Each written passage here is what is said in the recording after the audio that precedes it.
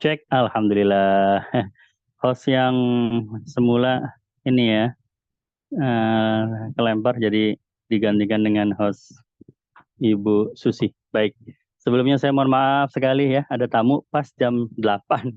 Jam 8 kemudian tapi bukan urusan pribadi, memang urusan umat juga, urusan haji dari Kementerian Agama soalnya ya. Tetap aja saya minta dipercepat keperluannya. Setelah itu untung selesai setengah jam. Kalau enggak, kalau dijabanin ya, dijabanin tuh di apain ya, diterusin ngobrolnya bisa sampai jam 10 itu. Ya, jadi ya karena saya pikir ini di Zoom urusan umat, ya tamu juga urusan umat, berarti fair lah kalau saya telat sedikit ya. Kecuali untuk urusan pribadi, urusan bisnis. Nah, baru itu kurang baik ya.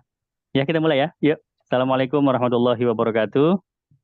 Waalaikumsalam warahmatullahi wabarakatuh. Alhamdulillah. Tadinya saya pikir tinggal 10 orang ini yang nunggu sampai setengah jam. Ternyata masih 89. Ini bukan nunggu saya, ini nunggu Quran soalnya ya. Baik, yuk kita mulai. Bismillahirrahmanirrahim. Alhamdulillahirabbil alamin. Wa bihi nasta'in ala umuri dunya waddin. Wa sallallahu ala sayyidina wa maulana Muhammad wa ala alihi wa sahbihi ajmain. Amma ba'du. Rabbi syrah li sadri wa yassir li amri wa ahlul 'uqdatam min lisani yafqahu qawli. Bapak Ibu, teman-teman sekalian yang rahmati Allah, ya Alhamdulillah bersyukur kepada Allah yang mana kita pada hari ini dapat berkumpul kembali menuntaskan juz 3 ya surat Ali Imran. 10 halaman yang berikutnya dari juz 3 Alhamdulillah. Pekan lalu 10 halaman pertama ya, pekan ini 10 halaman yang kedua tentang keunikan-keunikan. Nah, keindahan keajaiban ya dari Al-Qur'an. Kalau bahasa Arabnya ini bidang ilmu ini adalah Lataiful Quran ya, kelembutan Al-Qur'an. Tadinya saya pengen mereferensikan buku apa buku yang bisa dijadikan rujukan. Namun karena kita sudah telat banget ya, sekali lagi mohon maaf. Jadi minggu depan saja ya, pekan depan saja buku rujukan yang saya gunakan karena banyak ya, bisa ada puluhan judul ya berbahasa Indonesia maupun berbahasa Inggris. Kita akan mulai dari halaman berapa? Akan mulai dari halaman 52 ya. Baik, saya buka mushafnya.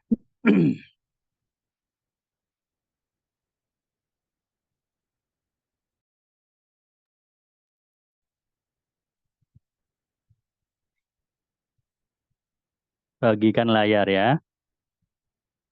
Nah, ini bagian layar.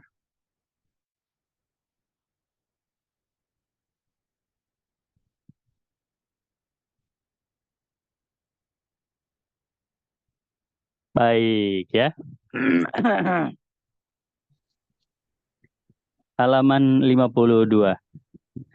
Kita mulai dari halaman ini. Apa yang menarik dari halaman ini, apa yang unik, yaitu ada pada kata Bilqis,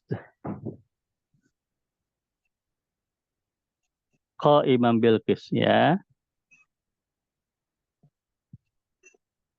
Ayat Nah, berapa? di sini. Ayat ke-18 baris ke-5. Bapak Ibu silakan siapkan mushaf, siapkan alat tulis, pensil atau stabilo berwarna tipis ya. Saya baca dulu ayatnya. A'udzubillahi minasyaitonirrajim. Syahidallahu annahu la ilaha illa huwa wal malaikatu wa ulul ilmi qa'iman bil qisti la ilaha illa huwa al azizul hakim. Ya. Allah menyatakan bahwasanya tidak ada Tuhan selain Dia. Begitu pula para malaikat dan orang-orang yang berilmu ya, wa ulul ilmi ya. Orang yang berilmu itu yang menegakkan keadilan bil qisti. Nah, qisti di sini adalah keadilan. La ilaha illa huwa, tidak ada Tuhan selain Dia. Jadi dua kali ya la ilaha illa huwanya ya, di awal ayat dan di akhir ayat. Al Azizul Hakim. Nah, yang menariknya di sini bil qisti ini, qisti ini adalah eh, yang apa yang adil ya. Jadi ulul ilmi orang-orang yang berilmu mereka itu menegakkan keadilan. Jadi memang maksud dari ayat ini adalah ya para ulama-ulama, tapi mereka juga bersikap adil. Maksudnya begitu.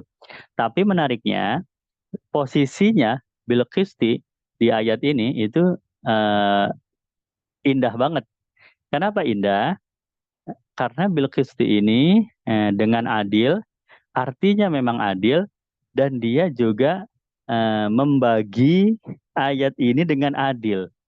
Membagi apanya? Membagi kalimat la ilaha illa huwa. Ya, jadi sebelum Bilqisti adalah ilaha illa huwa, setelahnya adalah ilaha illa huwa juga. Jadi dia ada di tengah-tengah antara la ilaha illa huwa, begitu ya. Maka ini begitu kita lihat, wah ini kok sudah mah artinya adil dan dia praktekkan langsung bagaimana cara yang disebut adil itu seperti apa ya. Nah, jadi di sebelah kanan dapat la ilaha illa huwa dan di sebelah kiri dapat la ilaha illa huwa juga ya. Syahidallahu annahu la ilaha illa huwa itu yang sebelah kanannya Bilqis. Yang sebelah kirinya la ilaha illa huwa al-azizul hakim begitu ya. Jadi kesesuaian antara arti dari kata tersebut dengan posisinya di dalam ayat itu ternyata sesuai, artinya adil dan posisinya juga membelah ayat tersebut menjadi dua bagian, masing-masing bagian punya la ilaha illallah. Ya, subhanallah. Itu ayat ke-52. Baik. Ayat ke-53. Nah, ayat ke-53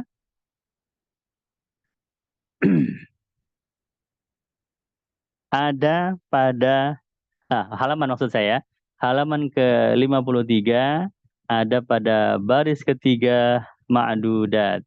Ini eh, kita tandai sebentar. Ini akan terasa keindahannya. Ini keindahannya dalam hal ketelitian Al-Qur'an ya. Ketelitian Al-Qur'an kalau dibandingkan dengan ayat yang lain pada surat yang lain ya. Saya baca dulu ayatnya. Dzalika bi annahum qalu lan tamassana an-naru illa ayyaman ma'dudat wa gharrahum fi dinihim ma kanu yaftarun. Ayat ke-24 ya. Dan hal itu karena mereka yaitu orang-orang Yahudi ya, mereka berkata api neraka tidak akan menyentuh kami kecuali beberapa hari saja. Ayyamam ma'dudat. Cuma beberapa hari saja ya. Qalu lang tamassana naru illa ayyamam ma'dudat. Sebetulnya dari sini nih ya, dari lang tamassana naru dari sini ya. Nah, begitu. Orang Yahudi berkata, kami paling masuk neraka cuma beberapa hari saja." Gitu ya. Wa gharrahum fi dinihim ma kanu yaftarun ya. Mereka terpedaya dalam agama mereka terhadap apa-apa yang mereka ada-adakan ya. Ma'dudat di sini kenapa ini menjadi unik karena perkataan orang Yahudi itu sudah pernah disebutkan di dalam Quran adanya di ayat di surat Al-Baqarah ayat 80. Coba ya, kita bandingkan sekarang. Kita bandingkan sekarang. Saya sudah membuat ya yang ada perbandingannya antara ayat yang tadi ya, Ali Imran ayat 24 dengan Al-Baqarah ayat 80. Ini dia.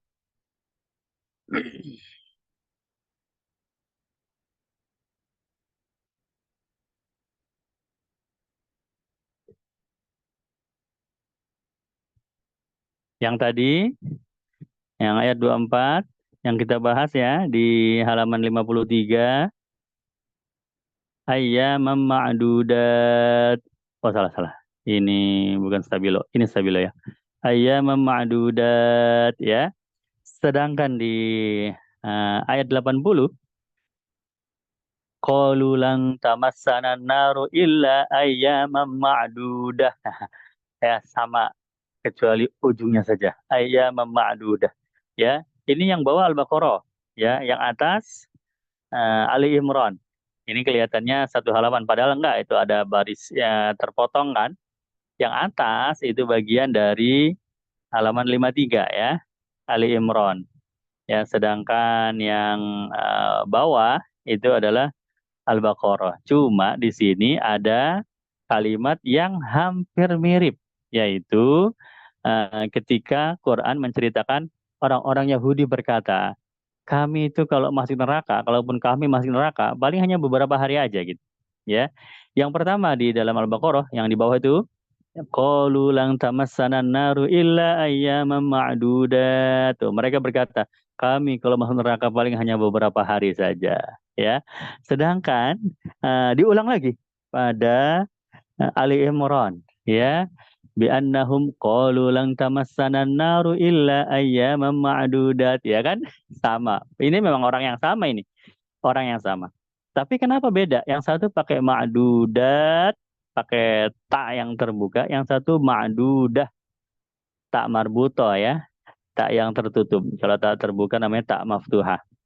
Kenapa bisa begini? Nah, ini secara arti memang sama, yaitu beberapa hari saja, ya. Ya, beberapa hari. Jadi artinya harinya ada banyak ya, ada beberapa lah, ada banyak. Jadi ini bentuknya bentuk jamak ya. Kita ingat lagi bahasa Arab itu ada jamak, ada tunggal. Ma'dud itu ya. Tunggalnya ma'dud. Kalau mau jamak jadi ma'dudah. Bisa ma'dudah, bisa ma'dudat ya. Apa bedanya? Kalau ma'dudah yang di bawah nih, yang Al-Baqarah itu eh, jamak kilah. Artinya menunjukkan ya banyak tapi ya biasa-biasa aja gitu ya, bukan yang terlalu banyak. Tapi kalau ma'dudat itu banyaknya memang banyak banget, ya. Begitu. Kemudian kenapa kok dibedakan? Sudah muncul di Al-Baqarah ma'dudah, tapi ketika muncul lagi di Ali Imran ma'dudat, ya, yang artinya lebih banyak, ya, banyak itu lebih banyak. Kenapa? Ya, ini untuk menunjukkan bahwa keadaan orang Yahudi, ya, itu dari tahun ke tahun, dari masa ke masa, itu memang mereka itu dosa-dosanya tambah lama tambah banyak gitu. Ya, dosa-dosa mereka, ya, perbuatan-perbuatan ingkar mereka, tiap tahun tambah lama tambah banyak. Yang di Al-Baqarah itu awal-awal mereka mengatakan, ya. Kemudian waktu terus berjalan, tahun berganti, mereka masih aja mengatakan begitu, ya kan? Dan hidup mereka masih berjalan, sehingga mereka semakin banyak berbuat dosa, dan mereka berkata lagi. Nah, pada perkataan yang berikutnya, yang sudah terpaut beberapa tahun ke depan, ya tentu sudah nggak bisa disebut ma'dudah, yang pantas memang ma'dudat, ya. Mereka akan masuk neraka dalam hitungan hari yang sangat banyak ya, selama-lamanya. Ya, kalau yang di Al-Baqarah ya ya dalam hitungan hari yang banyak, ya. Tapi kalau di Ali Imran sangat banyak. Loh, sangatnya ini dari mana dapatnya? Dari perjalanan, ya, tahun ke tahun orang Yahudi itu mereka bukannya semakin bertobat, bukannya mereka menyadari kesalahan, malah justru mereka semakin menambah-nambah dosa. Maka ketika di sini ada ma'dudat, ini isyarat bahwa perkataan ini rentang waktunya beda dengan yang di Al-Baqarah. Al-Baqarah mungkin awal-awal, ya. Kalau yang di sini orang Yahudinya mungkin sudah terpaut bertahun-tahun. Kenapa? Karena dosanya sudah semakin banyak. Dan ini bukti dari ketelitian Al-Quran, ya. Nggak pakai ma'dudah. Kalau pakai ma'dudah justru tidak teliti Quran. Dosanya pertama banyak kok, masuk ke nerakanya jumlah harinya nggak lebih banyak. Begitu ya, subhanallah. Qalu lang tamassana naru illa ayyaman ma'dudat. Ya, satu lagi, qalu lang tamassana naru illa ayyaman ma'dudah. Hampir mirip, cuma beda di satu huruf di ujung, tapi rupanya itu membongkar segalanya ya. Masya Allah, itu halaman 53. Baik. Kita lanjut ke, ini matikan dulu ya. Hentikan dulu Anas. Hentikan ini. Kembali ke Quran. hapus semua. Kita ke halaman halaman 54 ya. 54 itu ada di ayat 35.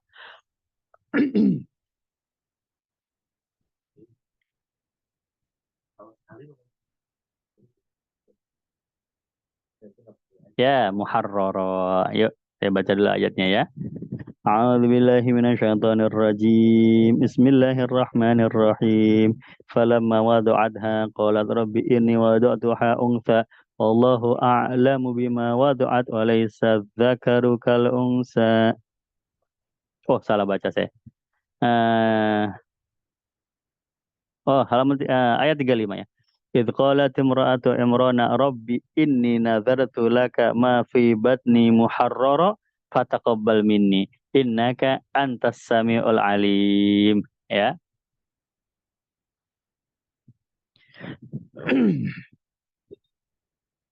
Eh, ketika istrinya Imran berkata, "Ya Tuhanku, aku bernazar kepada Engkau, apa yang ada dalam kandunganku ini akan menjadi hamba yang mengabdi kepadamu ya. Maka terimalah nazarku, sungguh engkau maha mendengar lagi maha mengetahui. Innaka antas samiul alim." Ya.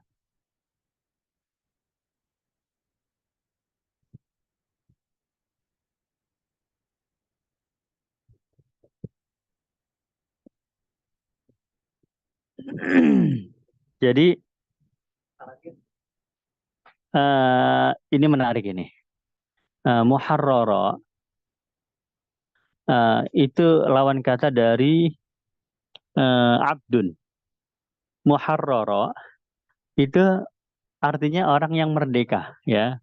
Kalau abdun itu budak atau hamba sahaya. Ya, jadi istrinya Imran ya berkata, aku bernazar ya Allah, nanti bayi yang aku kandung ini eh, akan eh, akan menjadi hamba yang akan menjadi orang yang merdeka, ya akan menjadi orang yang merdeka, muharrar, ya. Kemudian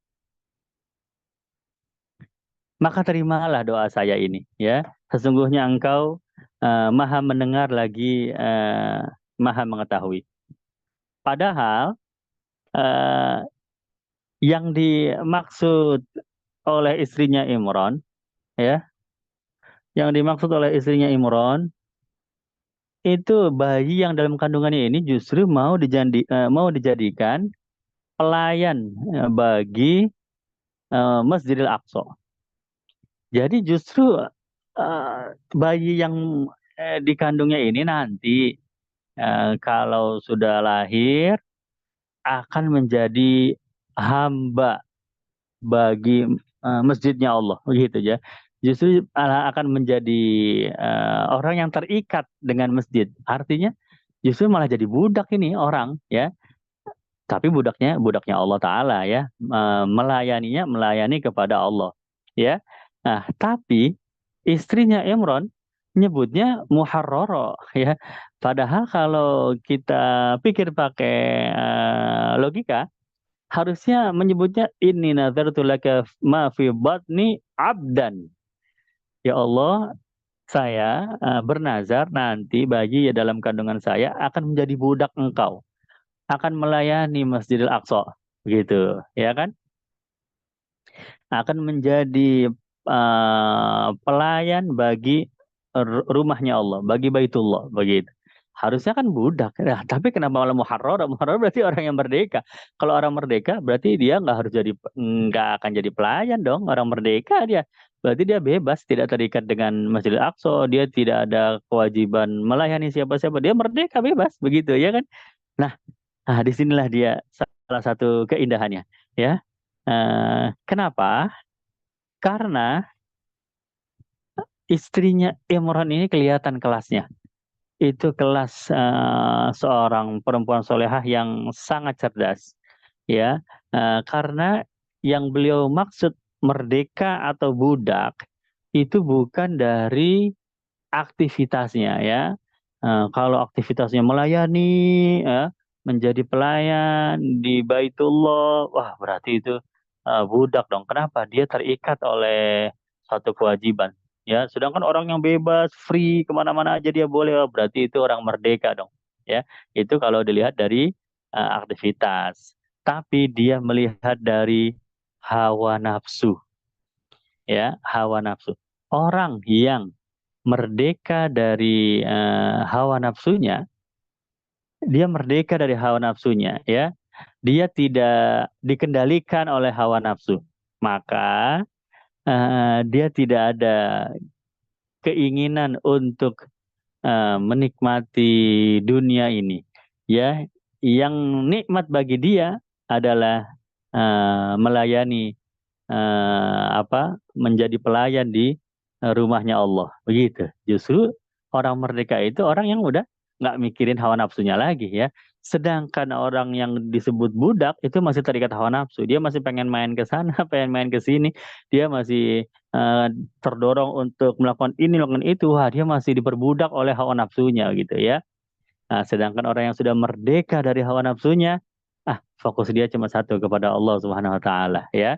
Nah, hawa nafsu itu kan pasti bertolak belakang dong dengan iman ya kan. Jadi dia tidak dipaksa lagi oleh hawa nafsunya. Dia sudah tidak menjadi budak bagi hawa nafsunya. Maka dia melayani kepada Allah. Begitu. Maka ketika memilih muharrara bukan abdan ya, ketika memilih muharrara, wah ini pemilihan kata yang sangat tepat sekali ya. Jadi orang-orang soleh, orang-orang yang memilih untuk waktunya dihabiskan untuk ibadah, yaitu orang merdeka yang sebenarnya, ya kan? Sedangkan orang yang kelihatannya bebas ke sana kemari, ya sehingga dia lupa ibadah, ya mereka ya budak sebenarnya itu, yaitu budak dari hawa nafsunya. Begitu, wah cakep ini. Jadi pemilihan kata yang sangat bagus ya, subhanallah. Ini kisah tentang istrinya Imran yang nanti akan melahirkan, ternyata yang lahir adalah Sayyidatuna Maryam, ibunya Nabi Isa. Ya, baik. Halaman 54. Lanjut lagi, halaman 55. Halaman 55 ini ada di ayat 43. Ayat 43. Nah, ini dia ya. Saya baca dulu ayatnya. Ya Maryam qunuti li rabbiki wasjudi warka'i ma'ar raki'in. Ya, baik. Jadi eh ini unik ini, ya. Ya, Allah berfirman artinya eh ini bukan wahyu ya karena Sayyidatuna Maryam kan bukan nabi, bukan rasul. Berarti ilham jatuh ya. Allah mengilhamkan ya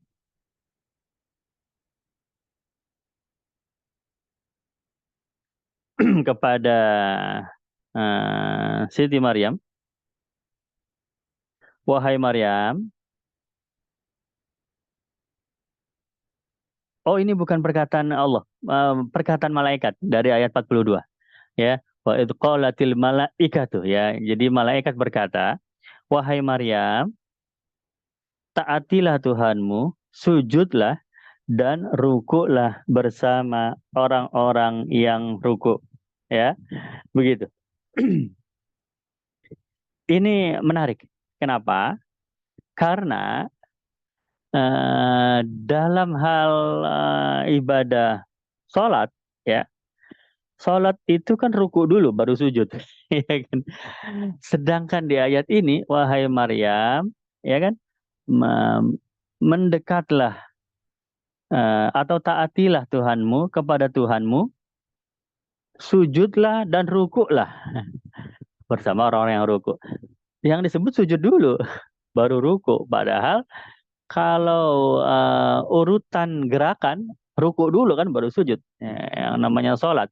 Ya mungkin ada beda-beda dikit syariatnya Nabi Isa dengan bukan Nabi Isa berarti ya. Nah, syariatnya agama terdahulu ya, Nabi Musa atau Nabi Ibrahim ya, sholat ada beda-beda dikit, tapi tetap ruku dulu baru sujud. Sama seperti sholatnya Rasulullah SAW ya, umatnya Nabi Muhammad itu mengadaptasi sholat dari para nabi dan para rasul sebelum kita ya. Ada rukunya, ada sujudnya, dan ruku dulu baru sujud. Sehingga ayat-ayat yang kayak begini ini ulama seneng ini. Lah, ini kenapa sujud dulu baru ruku? Di mana-mana gerakan salat kan ruku dulu baru sujud. Harusnya yang benar itu eh ya Maryam muqnuti li rabbiki warka'i wasjudi ma'asajidin ya gitu ya. Rukulah kamu dan sujudlah kamu ya kan, baru itu benar. Nah ini kan sujud dulu baru ruku ya. Sedangkan gerakan sholat ruku dulu baru sujud. Apa nih? Apa hikmah yang ingin disampaikan melalui perubahan urutan? Ya urutannya kok dirubah di ayat ini. Oh ternyata kata ulama ini ingin menunjukkan bahwa Siti Maryam itu, Sayyidatuna Maryam itu adalah hamba Allah yang sangat tinggi kedudukannya di sisi Allah ya. Ya gimana nggak tinggi, dari kecil dia ibadah. Nggak pernah ketemu sama laki-laki yang bukan mahram ya, nggak pernah keluar rumah, menjaga harga dirinya, menjaga auratnya, udah istimewa lah ini, ibadah terus kerjaannya. Jadi ini adalah orang yang sangat dekat dengan Allah ya, Siti Maryam nih. Dan eh, Allah ingin menunjukkan fakta tersebut ya kepada kita ya. Ini loh Siti Maryam orang yang kedudukannya sangat dekat ya, begitu di sisi Allah. Bagaimana cara Allah menunjukkannya? Dengan menyebutkan sujud lebih dulu baru ruku.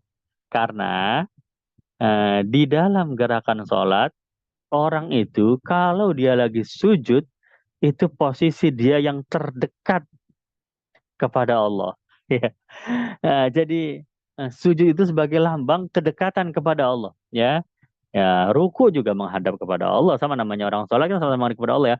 Tapi sujud itu gerakan paling dekatnya seorang hamba kepada Allah. Maka ketika sujud disebutkan lebih dulu, ditarik lebih dulu daripada ruku, itu ada isyarat.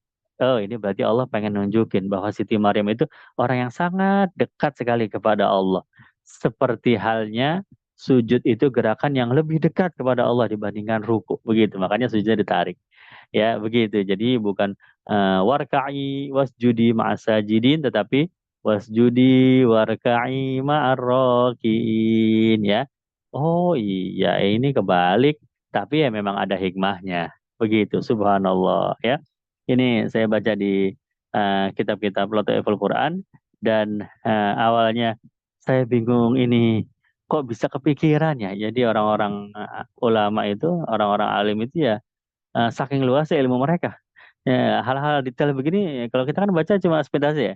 Ya Maryam muqnuti li rabbiki wasjudi warka'i ma'arrakiin dzalika min anba'il ghaibi nuhihi ilaik ya kan. Nggak ada yang nyantol kita, nggak ada yang merasa aneh nih ya, nggak ada ya, ya yang di samping kita nggak ngerti artinya juga ya kan. Tapi ulama ngerti artinya pun kalau kita baca terjemahannya kan tetap aja kita biasa-biasa aja baca terjemahannya. Wahai Maryam taatlah kepada Allah dan sujudlah dan rukulah bersama orang yang ruku, ya biasa aja ya. Tetapi kalau ulama, wah ini ada yang nggak beres nih. Kenapa sujud dulu baru ruku begitu? Maka diteliti, ditelaah ya. Oh ternyata ini hikmahnya. Subhanallah, ajib ajib ini ya. Halaman 55 ini. Baik. Kemudian halaman 56 ya. Ada pada ayat 47. Ya khluqu. Baik. Yuk kita baca ayatnya ya. A'udzu billahi minasyaitonir rajim. Qalat rabbi anna yakunu li waladu wa lam yamsasni bashar. Qala kadzalikillahu yakhluqu ma yasha. idza qada amran fa innama yaqulu lahu kun fayakun. 47. Dia berkata, yaitu Siti Maryam ya, ya Tuhanku, bagaimana aku akan punya anak padahal tidak ada laki-laki yang menyentuhku ya. Walam yamsasni bashar, tidak ada seorang pun. Artinya laki-laki yang menyentuhnya. Ya, gimana aku bisa punya anak ya? Maka Allah qala berkata Allah ya, demikianlah Allah menciptakan apa yang Dia kehendaki. Yakhluqu ma yasha. Menciptakan. Jadi yang kita tandai ini artinya yakhluqu artinya menciptakan ya.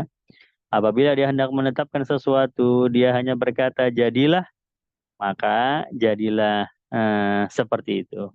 Ya.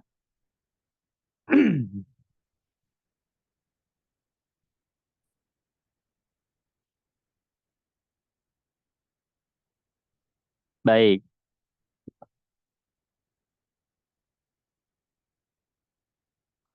Ini menarik kalau kita lihat di halaman sebelumnya. Ada jalan cerita yang hampir mirip ya. Jadi kan artinya sesungguhnya Allah itu menciptakan sesuai dengan yang Dia kehendaki ya. Allahu yakhluqu ma yasha. Allah itu menciptakan sesuai dengan yang Dia kehendaki ya. Sedangkan kita lihat ya di halaman sebelumnya, persis di halaman sebelumnya. Uh, ini dia nih. Yaf'alu ma yasha. Ya, Allah menciptakan sesuai dengan yang Dia kehendaki. Tapi pakainya yaf'alu ya, bukan yakhluqu. Ya, di ayat ini bercerita tentang siapa ini? Tentang Nabi Zakaria, qala rabbi anna yakunu li ghulam wa qad balaghani al-kibar wa imraati aqir qala kadzalika Allah yaf'alu ma yasha. Ya, Nabi Zakaria berkata, wahai Tuhanku, bagaimana aku bisa punya anak sedangkan aku ini sudah tua dan istriku itu adalah seorang perempuan yang mandul. Maka Allah berfirman, demikianlah Allahu yaf'alu ma yasha. Allah menciptakan apa yang Dia kehendaki. Ya, cuma bedanya di kisah ini kisah kelahiran Nabi Yahya ya. Jadi Nabi Zakaria sudah tua, istrinya juga tentu sudah tua juga ya. Ya, tapi bisa punya anak, yaitu Nabi Yahya. Ya kan, itu kan satu hal yang luar biasa. Disebutkan di ayat ini, yaf'alu ma yasha. Allah menciptakan apa yang Dia kehendaki ya. Pokoknya kalau Allah pengen ya pasti jadi. Nah, sedangkan di halaman berikutnya ini yang kita bahas ya, Allah menciptakan apa yang Dia kehendaki tapi pakai yakhluqu ma yasha. Apa perbedaannya? Karena ini kisahnya tentang Siti Maryam ya. Oh, beda dong. Kalau Siti Maryam itu lebih ajaib lagi. Kelahiran Nabi Isa maksud saya ya. Ini kisah tentang kelahiran Nabi Isa dari Siti Maryam. Kelahiran Nabi Isa itu lebih ajaib lagi. Kenapa? Karena Sayyidatuna Maryam tidak menikah sama sekali, tapi bisa punya anak ya. Kalau Nabi Yahya tadi, ya Nabi Zakaria dengan istrinya, ya memang sudah tua, tapi kan mereka menikah, ada bapaknya, ada ibunya. Kemudian lahirlah anak, walaupun sudah tua ya, tapi ya memang ajaib, memang luar biasa. Ya tapi ajaibnya tidak seperti seajaib Siti Maryam. Ya. Siti Maryam tidak punya suami, tapi bisa melahirkan Nabi Isa. Maka dipakailah dua kata yang berbeda untuk menunjukkan level keajaibannya. Allahu yaf'alu ma yasha dengan Allahu yakhluqu ma yasha. Ya, kalau yaf'alu Allah membuat memperbuat sesuatu sesuai dengan apa yang Dia kehendaki. Kalau yakhluqu Allah menciptakan sesuatu sesuai dengan apa yang Dia kehendaki. Yang menciptakan tentu lebih istimewa, lebih luar biasa karena penciptaan itu memang hak hak pribadinya Allah Ta'ala ya. Makhluk tidak ada yang bisa menciptakan. Begitu, subhanallah. Jadi eh, kesannya jadi beda. Kalau pakai yakhluku, oh ini level luar biasanya memang lebih tinggi daripada Nabi Yahya. Kelahiran Nabi Isa levelnya itu memang lebih ajaib. Maka tidak pakai yaf'alu, tapi pakai yakhluku ya. Sampai kata kerjanya aja dibedakan. Yaf'alu dengan yakhluku ya. Sampai dibedakan gitu untuk membedakannya. Walaupun dua-duanya sama-sama ajaib ya. Kalau kita disuruh mengarang pakai bahasa Indonesia ya dua-duanya sama. Terjemahannya ya jangan-jangan sama ya. Allah berbuat apa yang Dia kehendaki. Kemudian kalau yang ini halaman ayat ke-47, Allah menciptakan apa yang Dia kehendaki. Terjemahannya beda. Yaf'alu dengan yakhluqu. Masya Allah. Baik. Ini halaman 56 ya. Ini halaman 57 menarik ini. Halaman 57 menarik. Yaitu ada pada ayat ke-57. Ayat halamannya halaman 57, ayatnya ayat 57 ya. Tapi memang harus dihitung sepanjang Al-Qur'an ya. Nah, nanti Bapak Ibu sekalian, teman-teman yang dirahmati Allah, kalau sedang tilawah, lagi baca Quran nih, lagi baca Quran kan sehari-hari lagi baca Quran, ya, pasti akan menemukan kata seperti ini, yuhibbu dengan la yuhibbu, ya. Nah, kalau ini apa?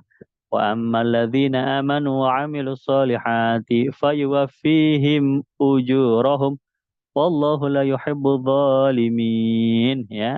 Ayat ke-57, sesungguhnya orang-orang yang beramal soleh ya, orang-orang yang beramal soleh dan yang beriman ya, amanu wa amil solihat dan beramal soleh, maka dia akan diberikan pahala yang sempurna, yuwaffihim ya, disempurnakan pahala mereka.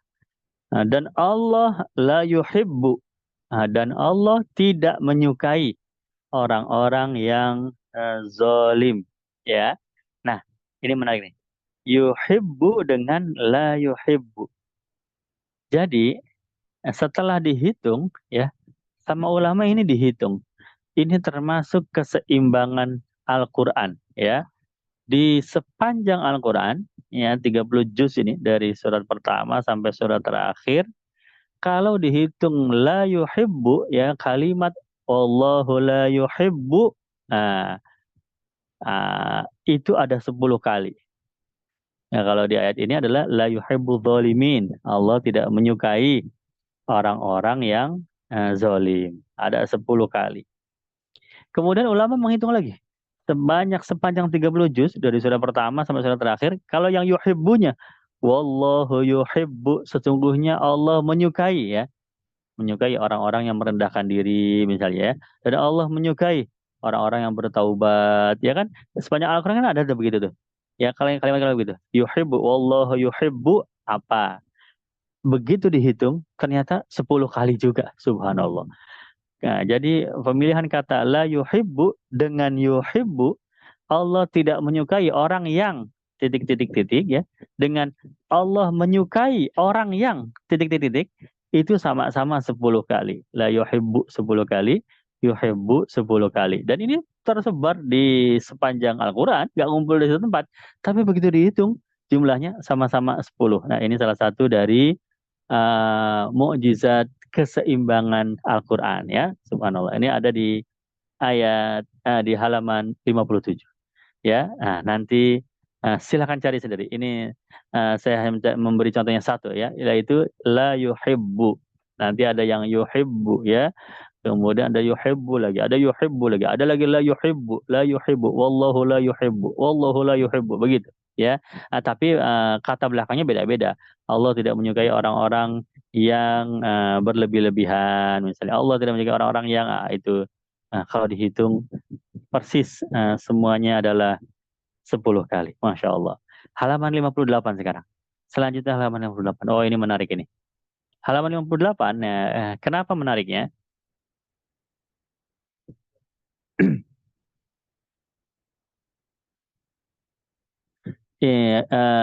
Ada di ayat 65.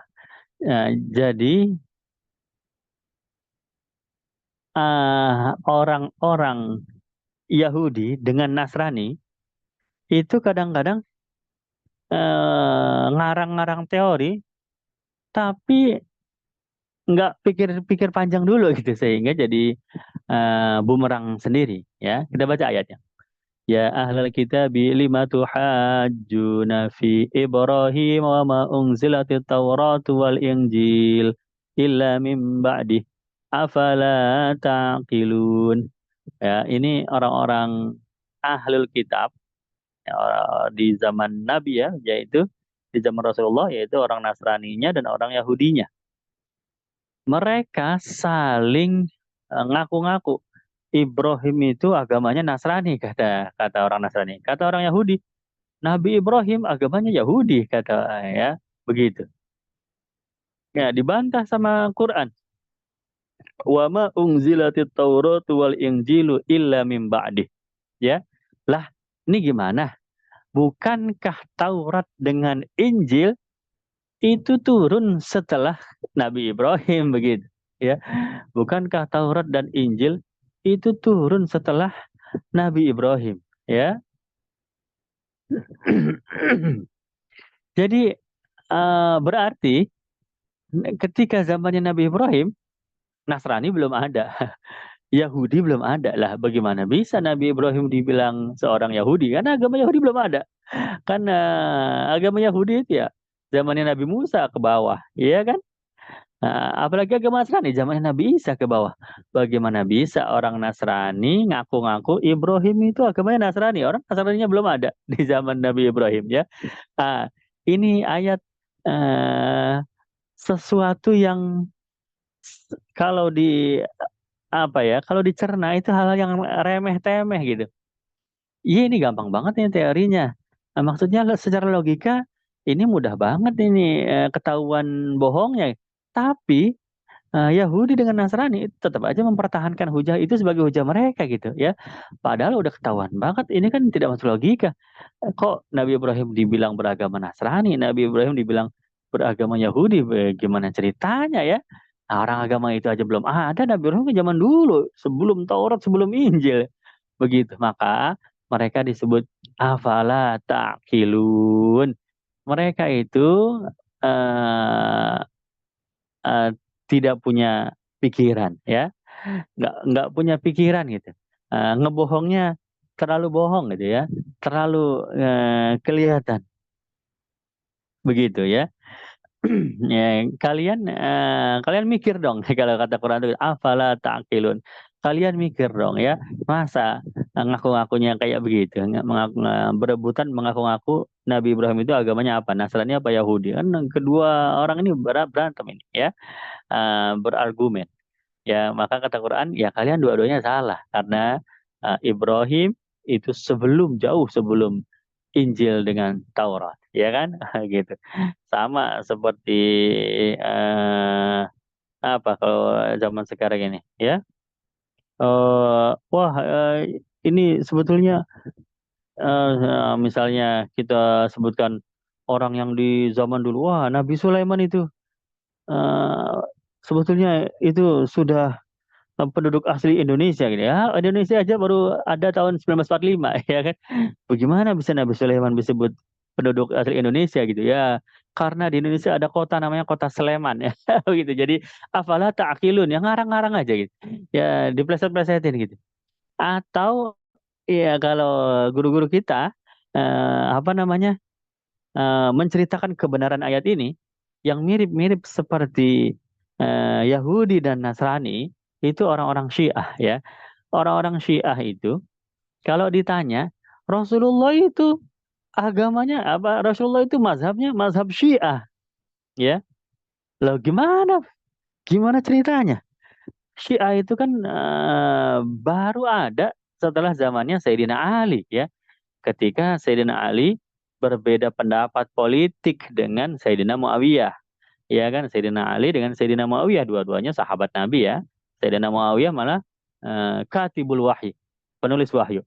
Sayyidina Ali menantunya Rasulullah, ya dua-duanya sahabat besar. Kita tidak boleh apa namanya menjelek-jelekan salah satunya, karena sahabat itu semuanya adalah kaum yang adil.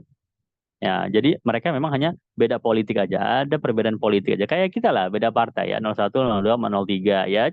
Agama tetap Islam ya kan. Sholat tetap ke masjid ya, cuma ketika pemilu nyoblosnya beda. Selesai pemilu ya sudah, akur lagi ya kan. Begitu. Nah, ketika terjadi perbedaan politik, Sayyidina Ali dengan Sayyidina Muawiyah, barulah itu lahir ya. Barulah lahir daripada Khawarij dan Syiah. Berarti zamannya udah zaman Rasulullah sudah kelewat, zaman Sayyidina Abu Bakar, Sayyidina Umar, Sayyidina Utsman, Sayyidina Ali udah kelewat semua, ya. Baru lahir Syiah. Tiba-tiba orang Syiah mengatakan Rasulullah itu agamanya mazhab itu mazhab Syiah loh. Larang Rasulullah dari zaman dulu sebelum Syiah dilahirkan, Rasulullah sudah ada gitu. Dan meninggalnya Rasulullah itu jauh sebelum Syiah muncul. Bagaimana disebut Rasulullah Syiah begitu ya? Jadi ayat ini bagus sekali untuk menunjukkan bahwa kebodohan-kebodohan ya yang kelihatan banget gitu, tapi kok ya masih pede aja gitu di apa dimunculkan ya. Mereka masih pede aja membawa kebohongan-kebohongan begitu yang ya gampang banget argumennya untuk dipatahkan begitu ya. Subhanallah, dan ini ayat termasuk mukjizat Al-Qur'an karena relevan, terus berlangsung relevannya, artinya apa? Apa kecocokannya dengan keadaan di zaman sekarang masih terus terjadi begitu ya. Subhanallah. Ini halaman 58. Baik, dua halaman lagi ya, 59 dengan 60. Ayat ke 75 sekarang.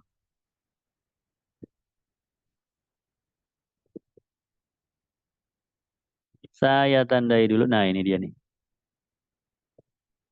Panjang ini ayatnya ya. Ayat ke 75. A'udzubillahi minasyaitonirrajim. Wa min ahlil kitabi man in ta'manhu biqintarin yu'addihi ilaika wa minhum man in ta'manhu bidinarin la yu'addihi ilaik illa ma dumta alaihi qa'ima. Ya. Di antara ahli kitab ada yang jika engkau berikan kepadanya atau engkau percayakan kepadanya harta yang banyak, niscaya dia akan mengembalikannya lagi, ya dikembalikan lagi sama kita. Tetapi jika engkau berikan sama dia atau nitip ya, atau menitipkan sama dia 1 dinar, maka dia tidak akan ngembaliin kecuali engkau selalu menagih-nagih ya. Illa madum alaihi qaima, terus-terusan menagih gitu. Balikin dong 1 dinar saya, balikin dong begitu ya. eh ini satu keanehan eh, orang di zaman dulu, yaitu ini tujuannya adalah Yahudi dengan Nasrani ya. Yahudi dengan Nasrani itu mereka itu kalau jumlahnya besar, mereka takut ketahuan nih. Pengen korupsi itu. Kalau jumlahnya besar takut, takut ketahuan korupsi, maka dikembalikan gitu. Ini saya amanahin ya, 100 juta. Nanti tolong dibalikan ya. Mereka kembalikan itu. Yang karena kan takut ketahuan. Tapi kalau yang kecil-kecil nggak ketahuan ya. Mereka pinjam uang sama kita 1 juta, pinjam uang ya. Sudah pinjam nggak dibalik-balikin gitu. Kemarin 100 juta dibalikin, tapi kalau begitu 1 juta nggak dibalikin.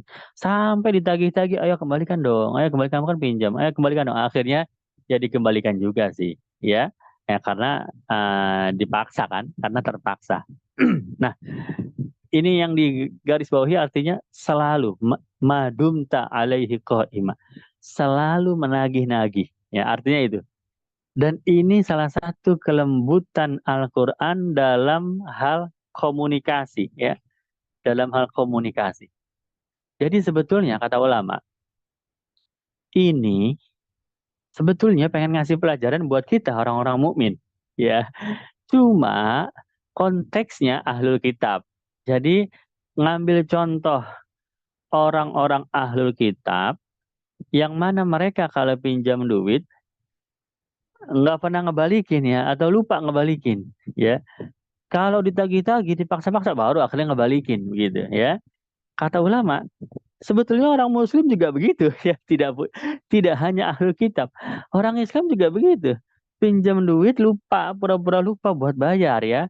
Pinjemnya sih ingat, pasti saya bayar nanti minggu depan, bulan depan begitu sudah dikasih, udah lupa dia ya. Tiba-tiba amnesia, kita juga nggak tahu ya kapan dia hilang ingatannya, perasaan masih ingat.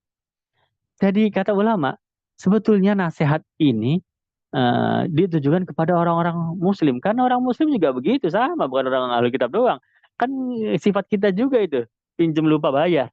Tetapi alangkah lembutnya Allah Subhanahu wa taala memberi nasihat kepada orang muslim dengan kata kiasan, dengan contoh, ngambil contoh ahlul kitab gitu. Nah, ini salah satu bentuk dari kelembutan nasihat. Wah, subhanallah, ini ayat bagus banget nih, ya. Jadi sama seperti apa? Kita misalnya ada orang tua, ya, ada orang tua ngomong ke anaknya, ya, ngomong ke anaknya, itu tetangga kita si Bapak Anu, ya, si Bapak Anu apa enak ya, eh, kalau akhir pekan keluarganya pada ngumpul, ya. Anak-anaknya walaupun dari kota-kota jauh tapi pada ngumpul ya. Ibu juga seneng ngelihatnya ya. Bapak juga seneng ngelihatnya ya karena mereka enak ya begitu. Ya, kita kan tetangga yang baik. Jadi kita kalau ngelihat tetangga senang ya kita ikut seneng, ya kan? Nah, si anak dengar orang tua ngomong begitu, kalau dia punya akal ya pasti berpikir sebetulnya orang tua saya juga pasti pengen begitu nih, gitu ya kan?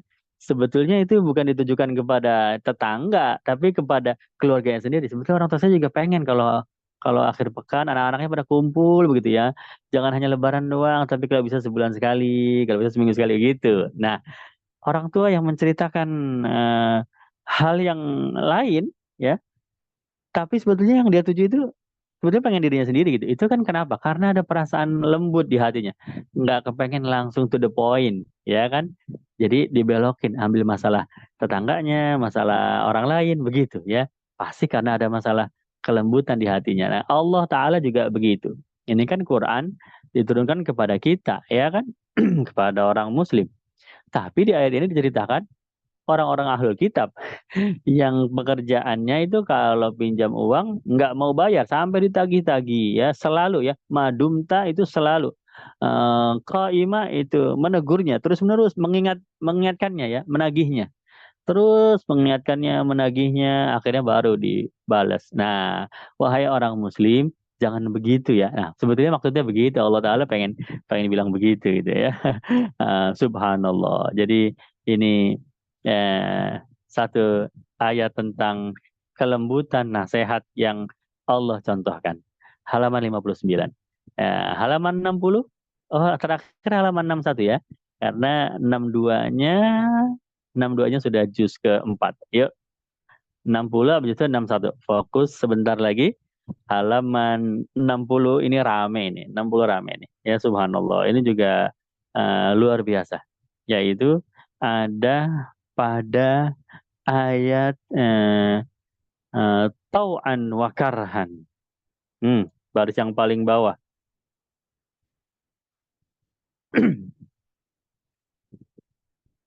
Ayat 83, yuk kita baca. A'udzubillahi minasyaitonirrajim. Afa ghaira dinillahi yabghuna wa lahu aslama man fis samawati wal ardi tau'an wa karha wa ilaihi yurja'un. Ya. Apakah apakah mereka akan mencari agama selain agama Allah? Padahal hanya kepada Allah apa yang di langit dan apa yang di bumi eh, aslama, berserah diri, ya, baik tau'an wa karhan, baik dalam keadaan suka maupun dalam keadaan terpaksa. Dan hanya kepada Allah segala sesuatu dikembalikan, ya. Ini luar biasa ini. Jadi eh, Allah ingin menyebutkan bahwa walahu aslama man fis samawati wal ardi tau'an wa karha. Eh, segala sesuatu yang ada di langit dan ada di bumi itu tunduk atau berserah diri ya atau pasrah kepada Allah. Aslama itu pasrah ya atau tunduk ya atau berserah diri kepada Allah. Apa itu yang berserah diri? Segala yang di langit dan di bumi. Nah, ini ayat ini menariknya adalah dia menjelaskan bahwa bukan cuma manusia doang ya, bukan cuma manusia, malaikat dengan jin ya.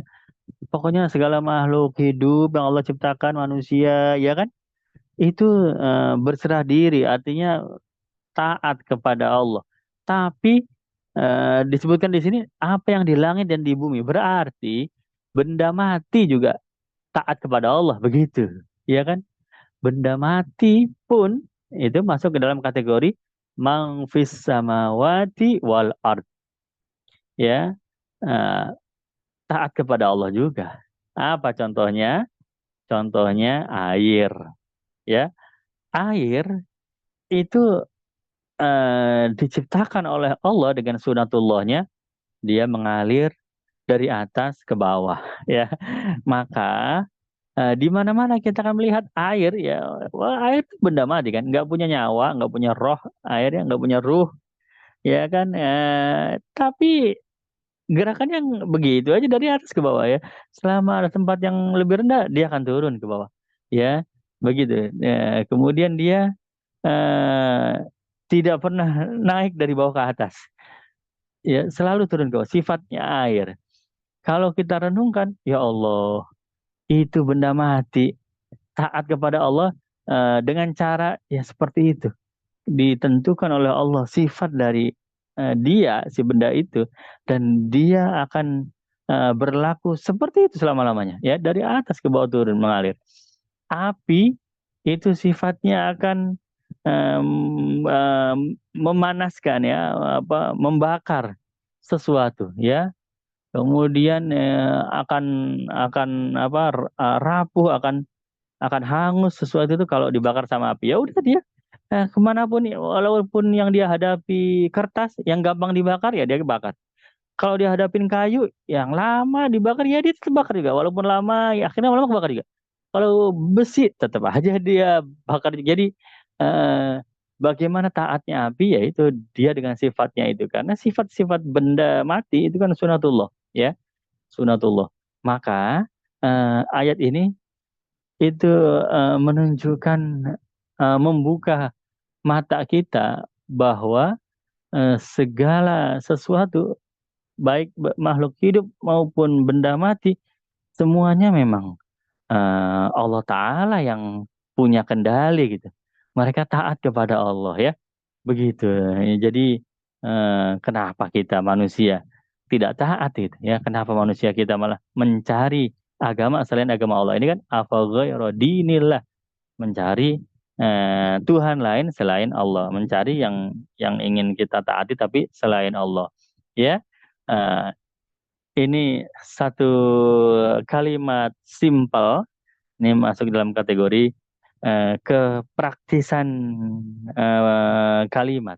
Kalimatnya simpel, semua yang di langit dan di bumi taat, tapi begitu dikupas maknanya, wah, luas banget. Ya, itu membuka kesadaran kita bahwa bahkan benda mati aja taat loh kepada Allah. Begitu ya. Subhanallah. Ini halaman 60. Baik. Terakhir ya. Halaman 61. Ini yang terakhir. Halaman 61 ada di ayat 85.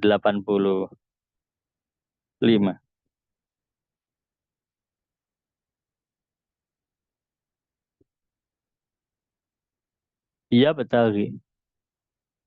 Ya, oke. Yuk kita baca ayatnya. A'udzubillahi minasyaitonirrajim. Ya, ini ayat terakhir, halaman terakhir untuk malam ini.